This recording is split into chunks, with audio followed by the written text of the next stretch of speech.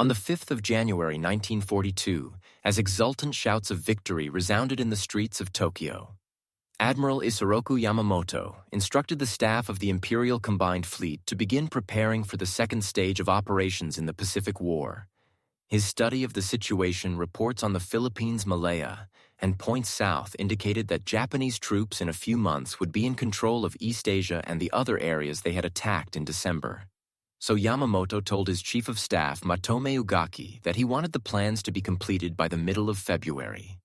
The speed with which the Japanese had conquered the Western Pacific astounded the planners in Tokyo and brought about sharp disagreement within the Imperial General Staff. The ardent military nationalists wanted to press on as long as Japan was victorious, no matter how far afield such planning led. Another group represented by Admiral Yamamoto had been less than enthusiastic about the opening of war with the United States and Britain and worried about the future. One reason Yamamoto was at sea aboard the Combined Fleet flagship Yamato was that friends on the Imperial General Staff had worried that if he remained in Tokyo, he would be assassinated because of his public opposition to unlimited war. Even now, his opinions were no secret from those around him. His chief of staff, Admiral Ugaki, wrote in his diary about the need for far-sighted statesmanship. Following this first month of glorious victory, those were words that Yamamoto often used in warning that Japan could not war on the Western powers and hoped to win in the long run. Yamamoto's open criticism of the politicians was aimed at Prince Konoe and others who did not seem to know what sort of war Japan should wage in the Pacific. 3 months before Pearl Harbor, Yamamoto had met with a friend, Ryoichi Sasakawa, president of the ultra-nationalist Kokusui Dome organization at the Imperial Navy Club in Shiba, Yamamoto, warning his friend that war was inevitable. Cause of decisions taken by the politicians said that at first we'll have everything our own way, stretching out like an octopus spreading its tentacles, and now just a month after the war had begun, the octopus was spread almost flat. Yamamoto, however, had also warned his old friend that the euphoria could not last the time he said, for political action was the moment that Singapore fell. That disaster would unsettle the British in India, and they would undoubtedly be willing to listen to talk of peace. Yamamoto knew the British well. He had been a member of the delegations to the London naval conferences of 1930 and 1934. He also knew the Americans, and he had been Japanese naval attaché in Washington from 1926 to 1928. He agreed that once war was started by the politicians, a major victory must be won quickly. But when that victory was achieved, he believed Japan would have only a year and a half to bask in glory. We must get a peace agreement. By then, he told Sasakawa, and he looked to this old friend to carry the word among the right-wing political leaders who were in power on January 5th. The victory seemed close at hand. The American battleship fleet had been put out of action at Pearl Harbor on December 7th. The British battleships Repulse and Prince of Wales had been sunk off the Malay coast in the Philippines. Manila and the United States Naval Base at Cavite had been captured. The British had surrendered at Hong Kong, and Japanese forces were on their way to new landings in the Dutch East Indies, at Rabaul, on New Ireland, Ambon, and in the Solomon Islands. The attack at Pearl Harbor, however, had not accomplished all Yamamoto had hoped for the destruction of the major elements of the United States fleet. The aircraft carriers which had been at sea were unharmed and represented a constant threat. What was needed was a spectacular achievement, and Yamamoto did not expect the fall of Singapore for 5 or 6 months. It came on February 15th. He believed that if he was to achieve his goal of setting up the stage for negotiation, he must move in another direction. But the question before his planners was where to strike next. The army vetoed Yamamoto's suggestion for an attack on the Soviet Union. Such a war would be fought almost entirely on land, and the army was heavily occupied in China and Southeast Asia. So 3 other ideas were offered. Yamamoto's favorite was to attack in the Indian Ocean, invade Ceylon, draw out the British Far Eastern Fleet and destroy it as Yamamoto had destroyed the American ships at Pearl Harbor, and then push into the Middle East to link up with the Germans who were driving toward the Soviet oil fields in the Caucasus. Thus, the Japanese Navy would be assured of all the oil it needed. The Army refused to consider a Middle Eastern operation, so only 2 plans were left. One, advocated by the Naval General Staff in Tokyo, called for an attack on Australia. To deprive the Americans of that forward base of operations after moving into the Solomon Islands, the Navy would take New Guinea, New Caledonia, Fiji, and Samoa. Advocates of this plan at Imperial General Headquarters were already setting up occupation systems for Australia and New Zealand. But Yamamoto did not like the Australia plan because he thought it would take too long and still would not be spectacular enough to halt the Americans. Yamamoto also knew the Pearl Harbor attack had aroused the spirit of vengeance in people the Japanese had been learning to detest. As soft and incompetent, too soft.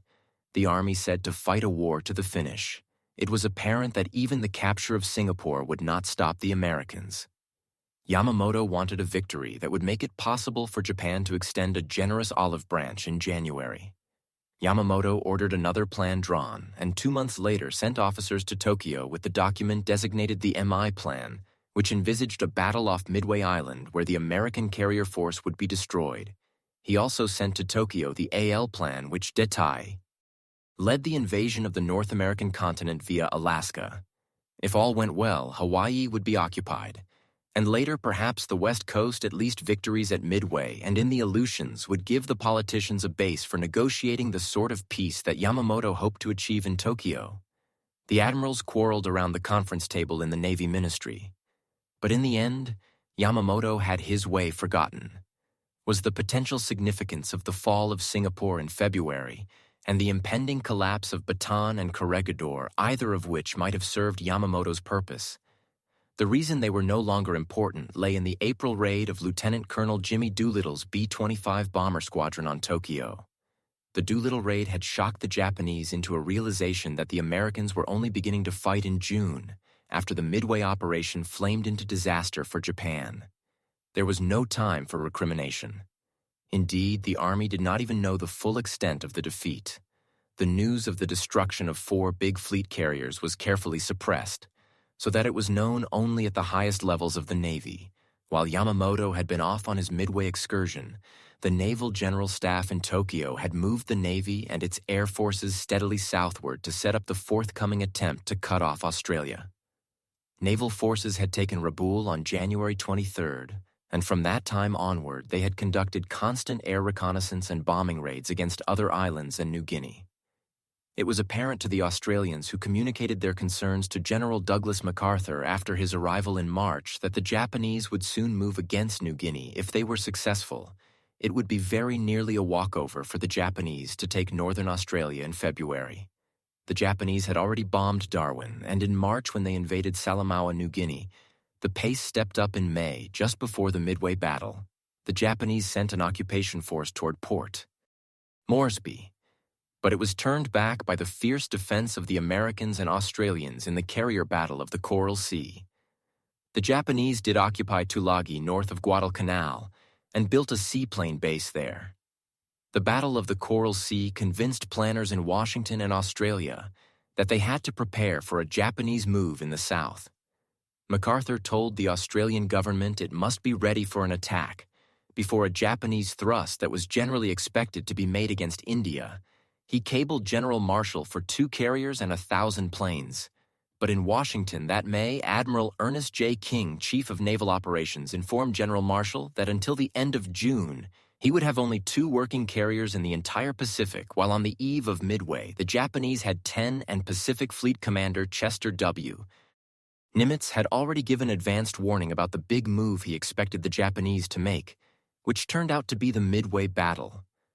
While events were taking their course at Midway, the Japanese were establishing their forces in the New Guinea Solomons area.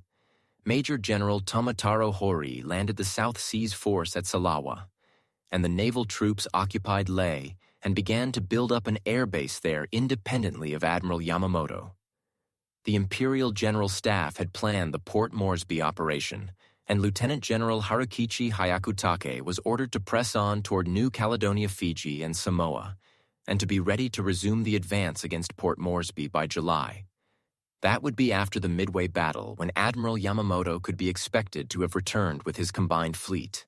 That big carrier force was expected to protect this new move in spite of the defeat at Midway, which was reported as a victory to the forces in the field. Imperial General Headquarters did not alter its plans. A few days after Midway, the Australians informed General MacArthur that the Japanese were ready to move in view of the Midway victory. MacArthur suggested that the Allies make a preemptive attack on the New Britain-New Ireland area, and then an assault on Rabaul, the main Japanese naval and air base in the area, with the 2 carriers and the 1,000 planes. And an amphibious division, MacArthur would force the Japanese back to Truk on June 12th. General Marshall offered the MacArthur plan to Admiral King. With some modification, he wanted 3 carriers instead of 2, and 1 Marine division and 3 Army divisions to make the assaults. Admiral King opposed the idea, because it would put MacArthur in command of the fighting. King's other reasons were supplementary.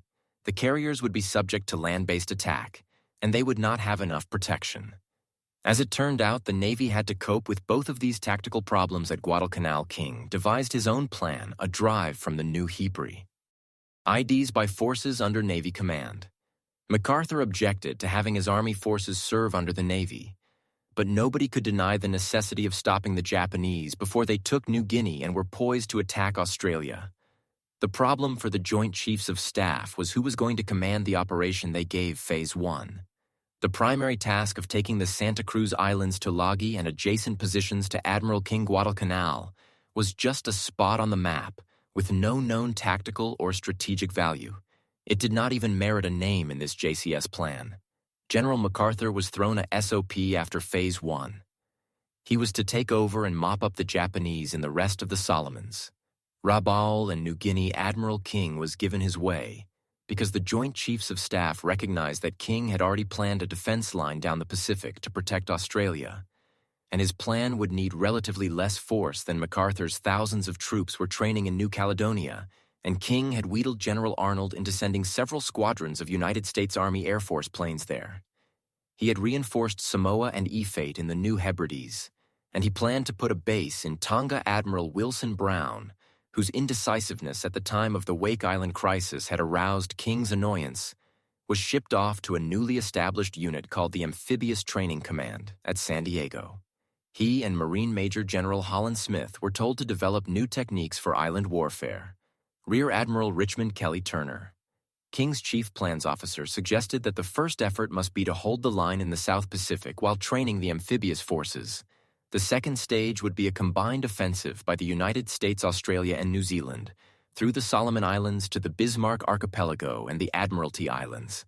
The third stage would involve seizure of the Caroline and Marshall Islands, and the fourth stage would take the Allies either to the Dutch East Indies or to the Philippines. Admiral King approved this plan. It was just what he himself envisioned, and he made arrangements to bring Vice Admiral Robert L. Gormley, who was serving as a naval observer in London, to head the South Pacific Command. King detached Rear Admiral Turner from the Plans Division and told him to get ready to take over as commander of the amphibious operation. All this was done even before the Japanese assault on Port Moresby and Tulagi. Vice Admiral Gormley left Washington on May 1st. He would take command of the South Pacific Force on June 19th. But first he had to go to Pearl Harbor to report to Admiral Nimitz, who would be his direct superior by the time Gormley got to Pearl Harbor. The Japanese offensive was already beginning in the South Pacific on May 22nd. An Army plane saw a Japanese photo reconnaissance aircraft taking pictures of Guadalcanal. Army intelligence suggested that the Japanese were preparing to build an airfield there on June 25th. Army intelligence reported that the grass on the island's central plain had been burned off, and tents had gone up in the area. A wharf was under construction at Lunga. 6 days later, an Australian coast watcher on Guadalcanal reported that construction of an airfield was only awaiting the arrival of Japanese construction units. He even knew the names the 11th and 13th Pioneer Forces, which were the equivalent of American Seabees.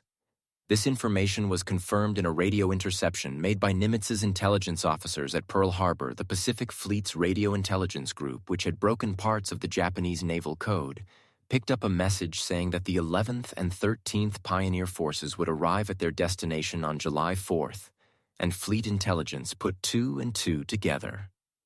Admiral Turner happened to be visiting Pearl Harbor that day on his way to prepare for the amphibious landing somewhere in the South Pacific.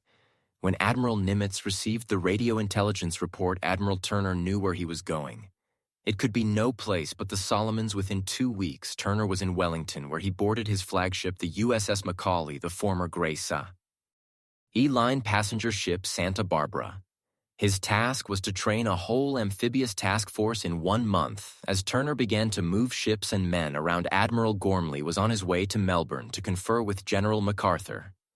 Gormley left New Zealand with his head full of gloomy thoughts about the foolishness of trying to stage an amphibious operation when no one knew how to do it. MacArthur, who had his own reasons for disliking the plan, agreed with him entirely. They also agreed that with the planes at hand, they could not guarantee the landing sufficient air coverage. After all, this meeting occurred on July 18th, and the landings were to be made in 3 weeks. They sent a dispatch back to Washington recommending that the operation be deferred. But King was not happy with that message. King had told his new commander that he was handing him a difficult job, and that he would not be able to give him the proper tools until perhaps the fall. The answer was no. The invasion would proceed as planned. Now Gormley had left Washington convinced that the United States was not ready for aggressive action in the South Pacific. His gloom increased when he tried and failed to get Seabees and other units sent immediately to New Zealand. From the beginning, the Guadalcanal invasion plan was notable for failures of intelligence. All concerned commands knew that an operation was in the offing, particularly after July 10th, when Admiral Nimitz sent Admiral Gormley his operations orders. The major Japanese airbase was located at Rabaul Plains. From those fields could stop at Guadalcanal, refuel, and then bomb Australia. There was no doubt that they could strike a deadly blow at the Allied buildup, but on July 10th, the Allied Intelligence Service's report reaching King contained only a casual comment about airfield construction at Guadalcanal, and a few days later a report located the field on the wrong side of the island. By the end of July, the Japanese had completed the airfield, and back at combined flew. At headquarters in Japan, Admiral Yamamoto gave orders that the first staged mission would leave Rabaul on August 14th as commander of the overall United States operation. Admiral Gormley tried desperately to get more help to build advanced bases to bring in more planes, but everywhere he turned, he learned the truth of Admiral King's assertion that he would not be able to provide Gormley with proper tools. The supplies of the invasion forces, for example, were loaded. Hodgepodge aboard the transports at Oakland. There were plenty of docks so that the ships could have been unloaded and reloaded with supplies in the order of their intended use. Instead, the ships were sent to Noumea, which had no such facilities, and Admiral King had at least a general idea of the difficulties. But there was not time for delay. King knew better than any of his subordinates the absolute necessity of stopping the Japanese before they got to Australia. The timetable remained. By late July, the rush was on, and 17,000 Marines were moving by troop ship from California Pearl Harbor, Noumea, and Samoa Admiral Gormley was too busy to hold a conference of his commanders. But on July 28th, Admiral Frank Jack Fletcher, who was supposed to be in tactical command, called a meeting aboard his flagship, the carrier Saratoga. For the first time, the tactical unit commanders met to talk about the invasion, and Admiral Fletcher was to protect the invasion with his task force. Admiral Turner was to deliver the troops of Marine General Alexander Vandegrift. Once the Marines had taken the island, garrison troops would be brought in. But so hastily was this operation called that no one had made provision for any troops to be held in reserve. There were no more men available in the South Pacific. The meeting on the Saratoga was not a happy one. Fletcher began by announcing that he would protect the landings at Guadalcanal for only 2 days. He insisted, and Gormley's staff members at the meeting concurred that the carriers must not be. He risked Fletcher was gun-shy, that the whole operation was cockeyed, hasty, and doomed. Admiral Turner, who had a better idea of the global military picture than any other man in the cabin that day, chided his superior. There was no point in that sort of argument, he said, and the decision had been made to risk all it was their job to carry out orders. Fletcher ought to have known all that after Coral Sea Admiral King had been so displeased with Fletcher's constant avoidance of action that he had insisted Admiral Nimitz ascertain the condition of Fletcher's fighting spirit. Nimitz was a kindly man, and he liked Fletcher.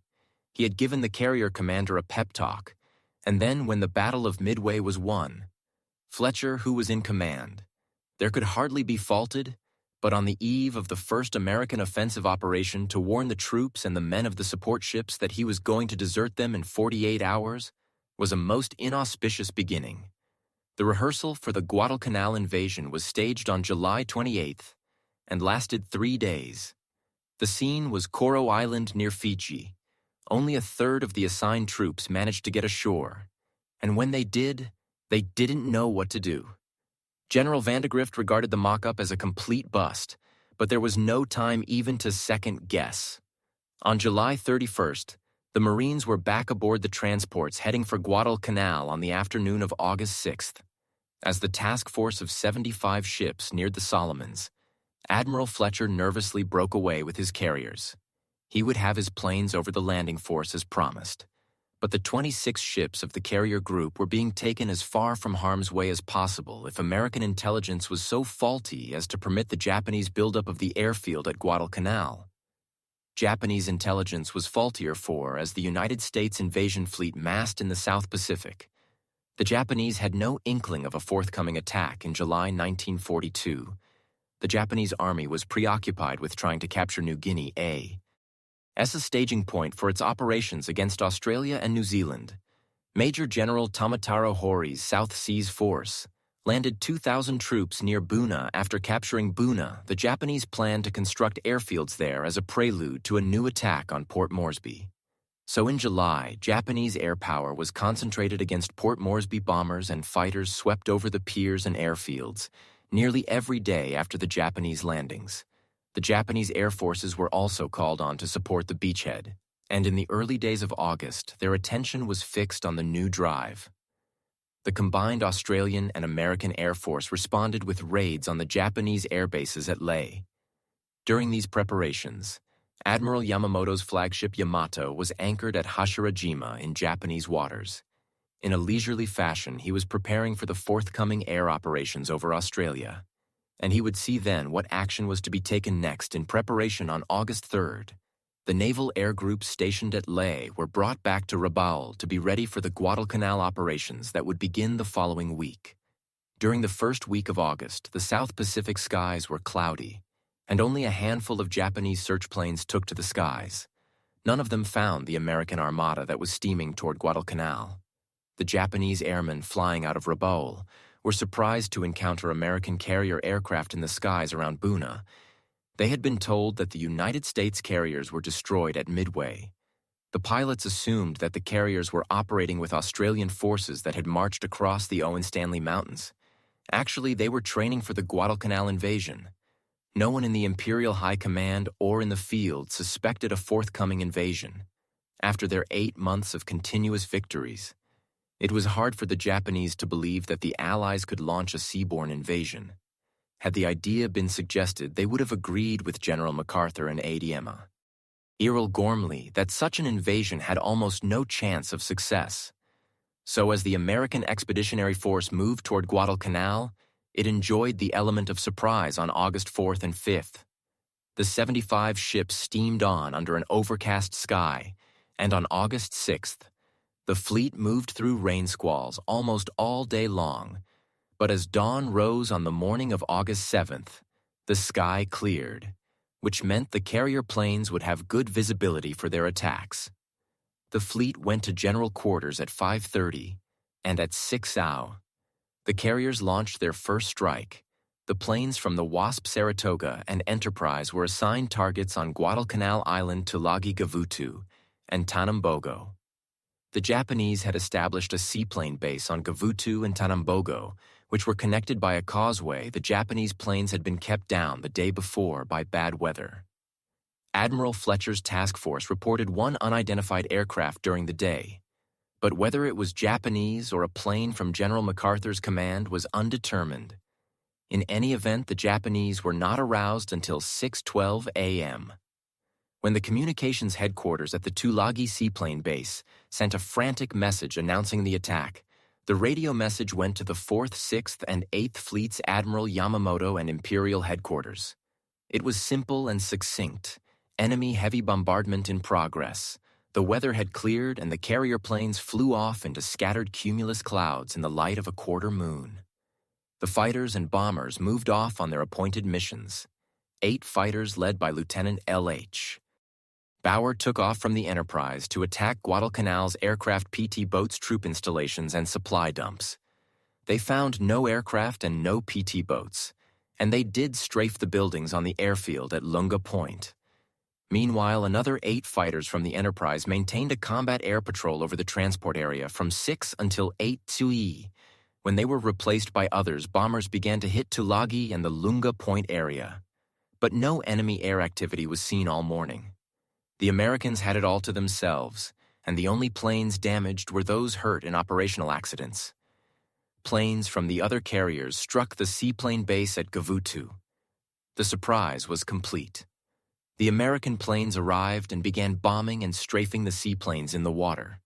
They destroyed 9 float planes similar to the 014-engine Kawanishi flying boat, and 8 seaplanes that doubled as search planes and bombers. A few Japanese pilots who tried to take off were shot down before they were airborne. Not a single Japanese plane at Gavutu survived the attack. Other carrier planes hit Japanese troop concentrations on Tulagi. Some struck targets on the beaches that the Marines would soon invade before dawn.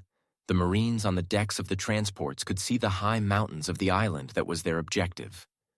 The transport slipped through the narrow neck that runs between Guadalcanal and Savo Islands into Sealark Channel. As dawn rose, the guns of the escorting warships fired, and flashes of light illuminated the fleet. There was virtually no answering fire. The bombardment from the cruisers and destroyers accompanying the troopships started fires along the shore. An oil dump exploded, sending flames leaping into the sky at 8 WWII after 2 hours of bombing and shelling of the island. The landing craft began to move toward the north shore east of Lunga Point. The Marines were nervous. Neither they nor their officers had any practical experience in such a landing, for this was the first American amphibious invasion since the Spanish-American War. At 9 our troops were landing on Guadalcanal. They met no resistance because the Japanese had fled into the hills. The going was ridiculously easy. The Marines soon saw how completely they had surprised the enemy. They came across wooden barracks that had never been slept in. They found a tent with a breakfast table full of platters and bowls of meat rice and cooked plums. There were half-filled rice bowls scattered around chopsticks, hastily dropped on the table or on the straw mats of the floor. The tents themselves told why the Japanese had left so rapidly. They were torn by shrapnel, and some were knocked flat by the shelling of the naval vessels before the landing. But any Marine who felt like celebrating over the ease with which they had taken their early objectives had some shocks coming. It was true that the Japanese had been surprised on Guadalcanal, and they had not dug in yet, nor created permanent fortifications because most of the men were construction troops. Not fighting men, but over on Tulagi, Lieutenant Colonel Merritt Edson's 1st Marine Raider Battalion and the 5th Battalion of the 2nd Marines had encountered stout resistance. About 250 Japanese were located on this island. The Japanese were troops of the Yokohama Air Base Detachment under Captain Hisaki Miyazaki. They were experienced and dedicated fighters. Edson's 1st Raiders were the toughest American troops in the Pacific. They were all volunteers chosen from the ranks of a force known for its fighting qualities. The Raider concept had come from Lieutenant Colonel Evans Carlson's recommendation for creation of a commando force, and Carlson's experience had included a service tour of several months with the Chinese Communist 8th Route Army in its guerrilla struggles against the Japanese in North China. Edson's Raiders had trained for many months under Spartan conditions, and when they came to Guadalcanal, they already had a powerful reputation. It turned out they would need every trick they had learned and would learn some new ones. This invasion was the first contact between highly trained American troops and seasoned Japanese veterans. Since the war had begun in December, the Japanese had a reputation even more fearsome than that of the Raider battalions gained through the phenomenally rapid march of their forces through the Philippines, Malaya, and the East Indies. For months, Tokyo had crowed over its victories, and half the world had come to believe the Japanese were invincible. A reputation the Imperial High Command was pleased to encourage Tulagi. Then was in a sense the first testing ground. Edson's troops landed at 8:15 a.m. on the northwestern part of the island, and at the beginning, the going did not seem much harder than it was on Guadalcanal. They encountered some resistance from a few outposts. The northwest part of Tulagi was covered with thick jungle small trees, vines and bougainvillea with its beautiful leaves and sharp thorns. At first, the terrain seemed to be the worst obstacle. Edson lost only one man, and that one to a sniper, as the Marines hit the beach. Edson planned to move inland to a ridge that ran the length of the island, and then work along the top of that ridge, clearing the slopes as they moved south. But the terrain was so difficult that it took 3 hours for the men to chop their way along 1.5 miles of rising ground. Having reached the ridge line, the Marines moved ahead, came out of the jungle, and ran straight into the central Japanese defenses. Built on the hillside, the Japanese had constructed dugouts and rock embrasures and had placed their machine guns carefully to create interlocking fields of fire. The Japanese defense was based on keeping the enemy below them, but the Marines found that by crawling up the cliffs, they could drop charges of dynamite and grenades into the dugouts, and that was the method they had to use to advance. Once a dugout was blown, it still was not safe in one hole. The Americans killed 17 Japanese with dynamite charges. One Marine spotted a radio inside and went in to retrieve it. There were still 2 Japanese soldiers alive, and they shot him, and another man who came after him before they were killed. One section of Marines took on this defense position in the center of the island, while the center and left flank of Edson's force pushed down the ridge. But even along the ridge line, the going was not easy.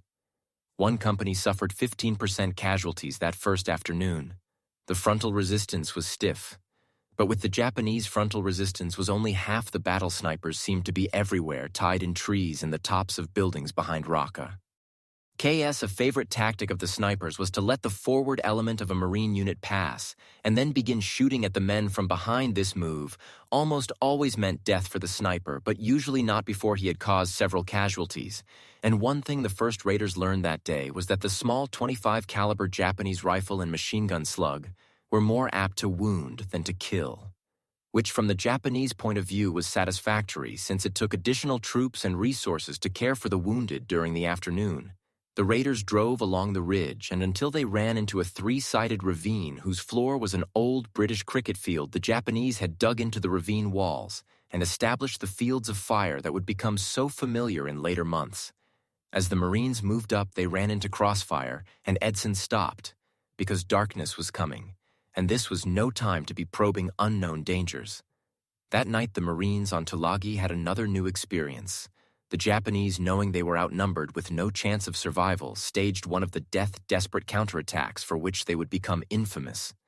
They waited until the Marine perimeter was quiet. Then, at 10:30 p.m., they broke through between 2 companies and surrounded one of them.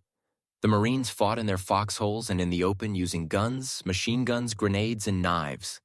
The Japanese came along the ridge toward Colonel Edson's command post and reached a point 50 yards from him. Finally, the Marines overpowered the Japanese and threw them back, but not before one company had lost half its non-commissioned officers. The next day, August 8th, more troops were landed on Tulagi until there were 7,500 on that side of Sealark Channel. Edson's raiders and men of the 5th Battalion of the 2nd Marines began moving again toward the southeastern end of the island. One by one, they attacked the dug-in machine gun positions on the steep sides of the old cricket ground from one cave. They removed 35 dead Japanese, some of them already rotting and stinking, but some killed in the last moment of defense of the position. From this, the Americans deduced properly that the Japanese tactic was to hold a position until the last, unless ordered to retreat, proof of the discipline of the Japanese armed forces. Those troops who surrendered on Guadalcanal were mostly members of labor battalions, not combat troops. The raiders that second day encountered dozens of examples of a spirit they had not seen before. In one dugout, they cornered 3 Japanese officers who at the end had only one loaded pistol among them as the Marines were ready to make the final assault. They heard 3 shots when they entered the dugout. They discovered 3 bodies and an empty pistol. One officer had fired all but his last 3 rounds, then shot his 2 companions and himself in those first days. This suicidal attitude surprised the Marines. It was hard for an American to understand how cornered or wounded men with no hope of survival in their hole, knowing that the enemy had an enormous material and numerical advantage, would almost invariably choose death to surrender. It took some getting used to, but after a few, Japanese had pretend dead to surrender, only to pull out guns or bayonets to attack their captors, or to explode grenades to kill themselves and their enemies. The Marines took the Japanese on their own terms. Thereafter, there was virtually no further attempt to persuade Japanese soldiers to surrender. Tulagi was brought under control on that second day, although not all the Japanese on the island had been killed for days afterward. Japanese snipers harassed the American troops until the last sniper was killed. One gets a feel for the stubbornness of the fighting on Tulagi. In the experience of Gunnery Sergeant Angus Goss, he had gone ahead of his men to attack a cave near the cricket field. The Japanese had fired sporadically from that position. He moved up close enough to throw hand grenades into the cave, and the Marines had been trained to pull the ring pin of the egg-shaped grenade throw count slowly and hear the explosion.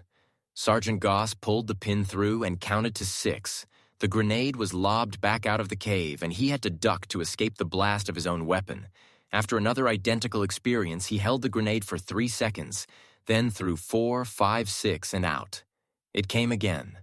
Sergeant Goss called for a satchel charge, a bag filled with dynamite usually used to blow buildings.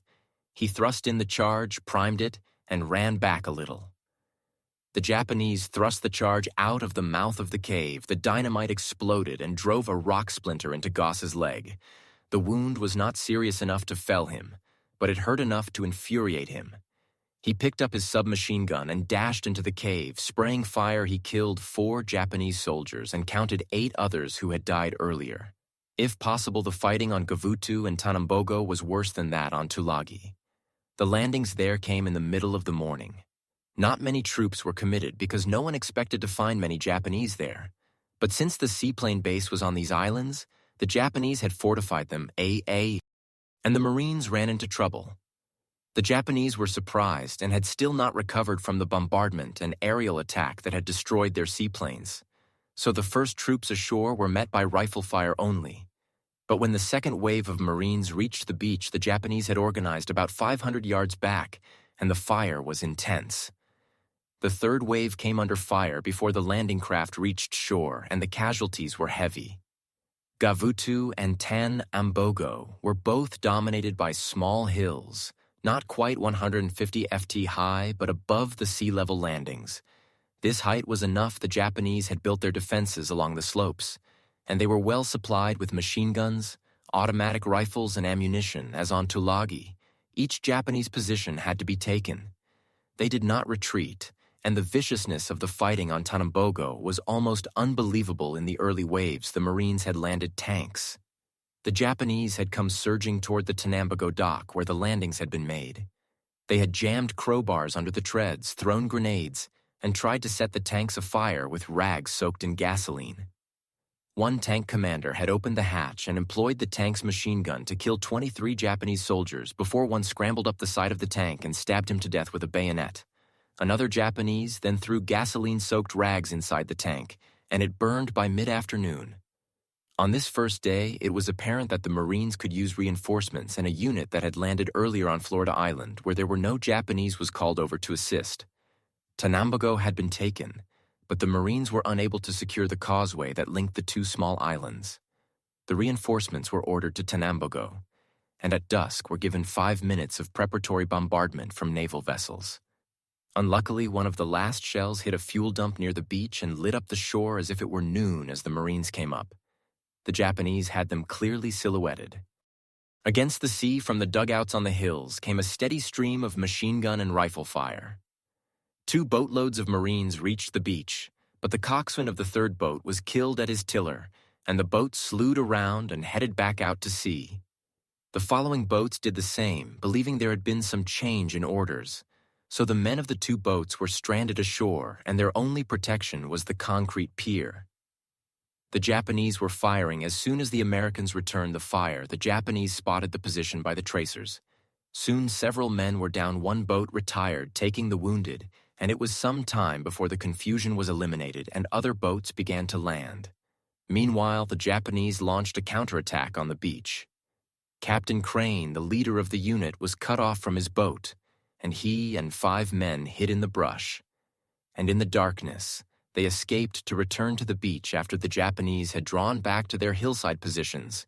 Eventually, they were extricated, but it was 4 in the morning of August 8th before another unit landed and was able to secure the causeway when the fighting started.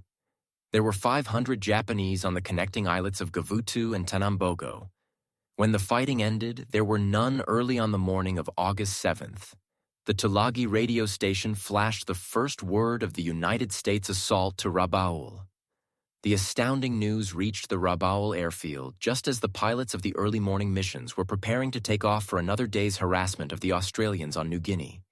The orders were immediately canceled and all available planes were dispatched to strike the American invasion force before the planes could take off. They received the unwelcome news from Tulagi. The entire flying boat flotilla had been destroyed. Then contact with Tulagi was broken, which could only mean that the base there had been overrun at 8:30 a.m. A flight of 27 twin-engine Betty bombers took off from Rabaul. They had been loaded for the strike against Australian forces on New Guinea, so they carried bombs instead of torpedoes. 18 fighters accompanied them as they climbed to 13,000 ft, flew east to Buka Island, and turned south along the Bougainville coast. They were picked up by 4 Enterprise planes just after 1 o'clock in the afternoon.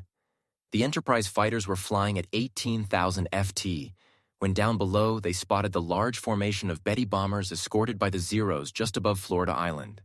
The F-4Fs attacked, and Lieutenant V.P. Deas shot down 1 bomber.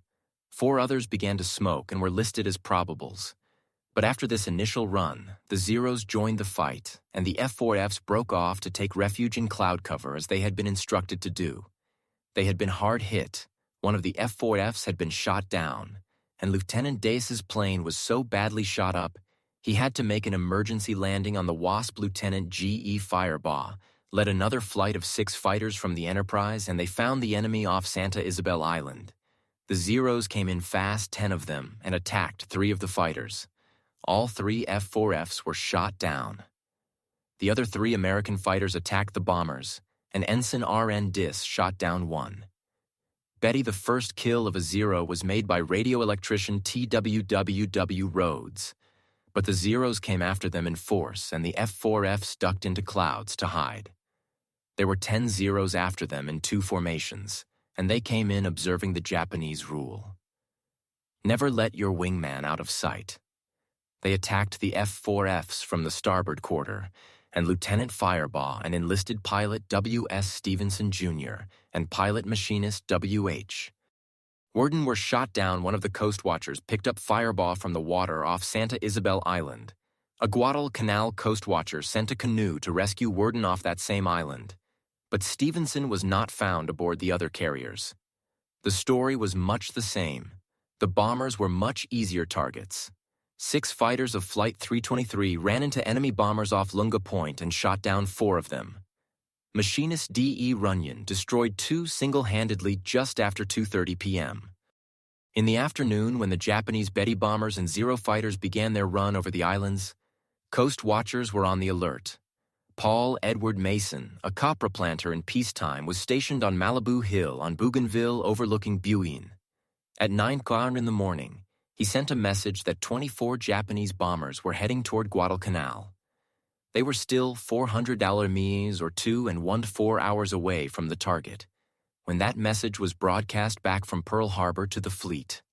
That message reached the invasion fleet in plenty of time for preparations. The reaction of HMAS Canberra, one of the Australian cruisers, was typical when the word came. The bosun's mate piped the message. The ship will be attacked at noon by 24 torpedo bombers. All hands will pipe to dinner at 11 South.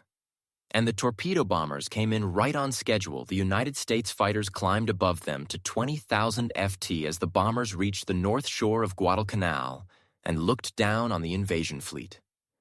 At noon, the American carrier fighters and the guns of the ships were ready for them. For the first time in the South Pacific, the Japanese were feeling the results of counterattack. The American fighter planes were quite effective against the twin-engine bombers of the 24 Bettys that finally arrived over Guadalcanal. All but 1 was shot down, and the only damage sustained in that first attack was to the destroyer Mugford, which was hit by a bomb against the Zero fighters. However, it was a different story. Pilot officer Saburo Sakai, Japan's leading ace, was among those 18 chosen for their skill to make this first long-range mission over the target. The Japanese force was jumped by F-4F Wildcats from the carriers, and they went in straight for the bombers, ignoring the Zeros. The Zeros protected the bombers as well as they could, but then turned to the American fighters. Sakai was puzzled by the American tactics. The Navy pilots dived against the Zeros. But if they missed on the first pass, they scattered and evaded. They had been instructed well by their intelligence officers, who knew that the Zero was superior in turning and climbing ability as well as faster. After a grim and skillful battle, Sakai shot down one F-4F and an SBD dive bomber that by itself jumped 4 Zeros. Several other Japanese pilots made kills. While 1 Zero was lost, pilot Sakai attacked a group of the SBD torpedo bombers thinking they were fighters, and ran straight into 4 spitting machine guns manned by rear gunners, who had him crosshaired as he came in. His Zero was badly smashed, and he was seriously wounded, yet he managed to fly the plane back to Rabaul and land it before collapsing in the air. The Japanese still had a temporary advantage in the quality of the Zero, but already the Americans in their F-4Fs were beginning to learn to use the limitations of the enemy to their advantage. The matter of control of the air was obviously going to be hotly contested at this particular moment. The Americans had the advantage of propinquity with the carriers close offshore, but the Japanese had the advantage of numbers at Rabaul, and the American effort was seriously hampered by the superiority of the Japanese Zeros over the American fighters. The carrier pilots were flying the F-4F Wildcat, which was not as fast or as maneuverable as the Zero, and the Japanese could fly rings around them.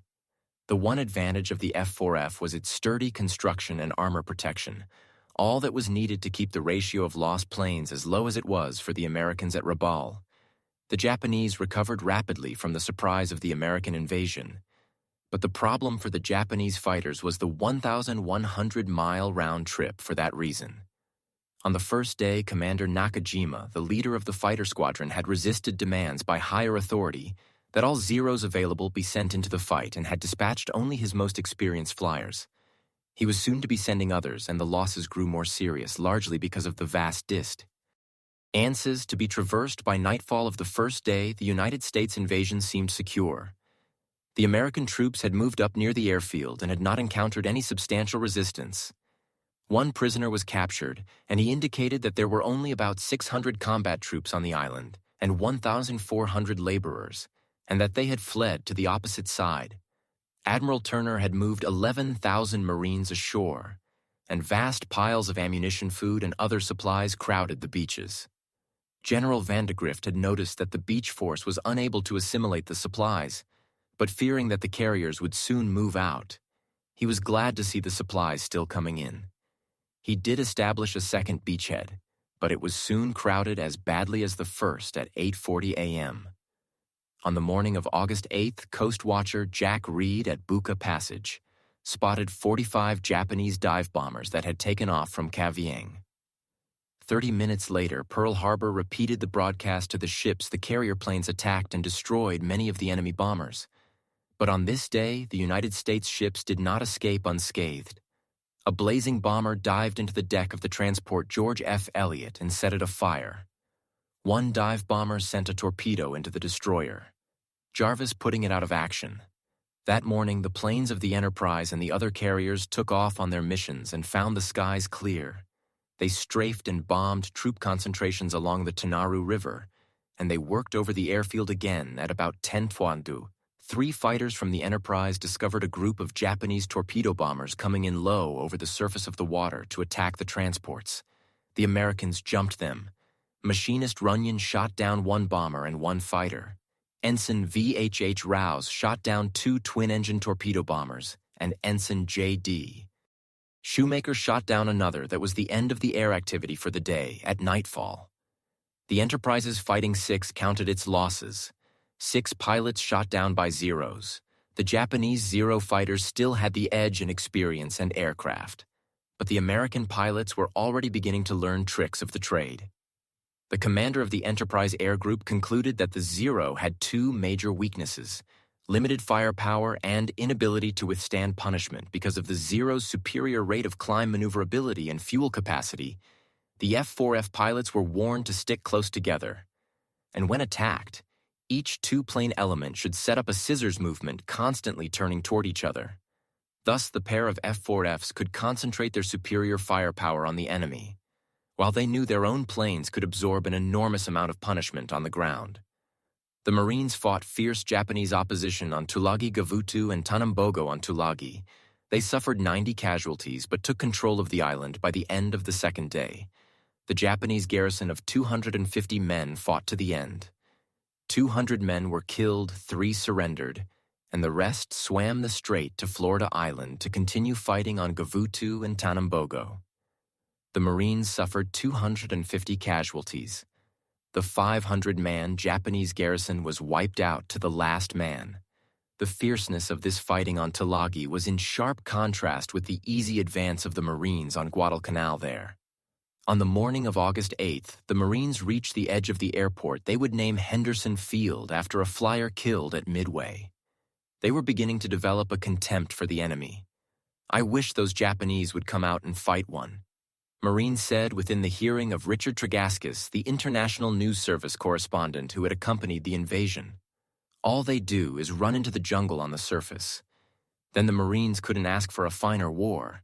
But the officers were edgy that second afternoon. It was too easy at sea. The Americans apparently had no opposition, either a few Japanese patrol craft and tenders, and 1 or 2 transports had been caught off the shore, and they had been destroyed in the first hours of the invasion by shelling and bombing only in the air, were the Japanese giving the Americans pause. Most of those first waves of bombers were destroyed, but the cost of meeting the Zeros was 21 of Admiral Fletcher's 99 carrier planes. That loss, not high by operational standards, convinced Fletcher that his decision to withdraw was sound. At 6 garn that evening, Fletcher asked Admiral Gormley to allow him to withdraw his carriers. He withdrew before he had a reply. When Admiral Turner intercepted Fletcher's dispatch, he realized that the carrier withdrawal would leave him without any air cover. The number of Japanese planes could be expected to increase sharply as the enemy brought down more aircraft through the island chain. As Fletcher began to withdraw, the Japanese were moving in force when the word invasion had been flashed from Guadalcanal to Rabaul. Vice Admiral Gunichi Mikawa had reacted immediately. Admiral Mikawa was commander of the Japanese 8th Fleet and the Outer South Seas Force, which meant he had the responsibility for the whole South Pacific operation. His first move was to load 6 small transports with troops and dispatch them with destroyer escort to reinforce the 2,000-man Guadalcanal garrison. But the convoy ran into the American submarine S-38, which was operating out of Australia following the fall of the Philippines. The S-38 sank the transport Mayo Maru with 342 men aboard the sinking, coupled with the reports of the enormous American invasion flotilla, persuaded the admiral that it was too dangerous at the moment to try to reinforce the garrison, and he called back the other 5 transports by that time. Japanese naval assistance was already on the way to Guadalcanal. Admiral Mikawa had been lucky in the matter of timing early on the morning of August 7th.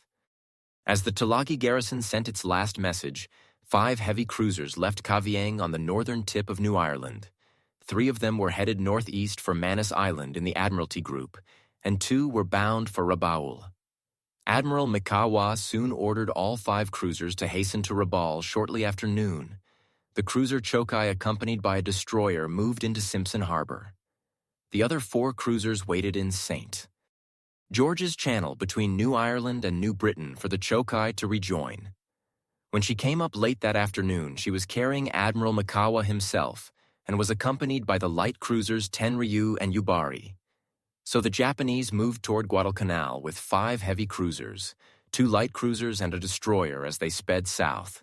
Admiral Mikawa composed his battle plan by cutting speed. They could delay their arrival until after midnight on August 8th and make a surprise night attack on the American forces at the beachhead. The admiral knew that the Americans had several carriers in that area.